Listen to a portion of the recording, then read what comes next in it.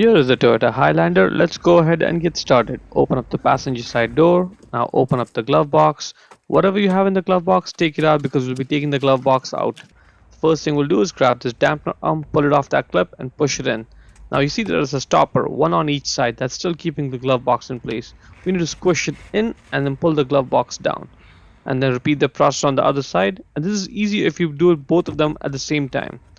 Now once this two stoppers out, the glove box just comes off and just get it out, set it aside. Squish this clip, get this side out, and then at an angle the other side comes out.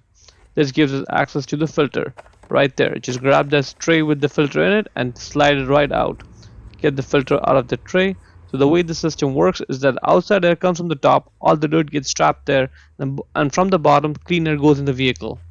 Check the link in the description to buy the new one from Amazon for yourself, and when you put it in, make sure the arrow on the filter goes from top to bottom, and get it in there just the way I'm showing. Now let's just put this tray back in, slide it in all the way, and now let's put the cover on.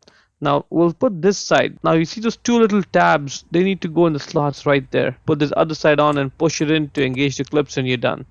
Now pull this dampener arm out, and this is the way it works. Now this cutout on the glove box goes on the hinges over there. So make sure the glove box is exactly parallel to the floor, and only then will those cutouts go onto the hinges. Otherwise you'll be spending a few seconds trying to align it, get it to go in. Once it sits in, just push the glove box in and those two stoppers will engage. Now just grab the dampener arm, put it on that clip, push it on, it's secured, and let's try this out. This is working good, and that's it. Before we go, let me give a quick shout out to Naya Motors Inc. for letting us use the car today to film the videos. They are a used car dealer here in Ottawa, Canada. Check out the link in the description for their entire inventory.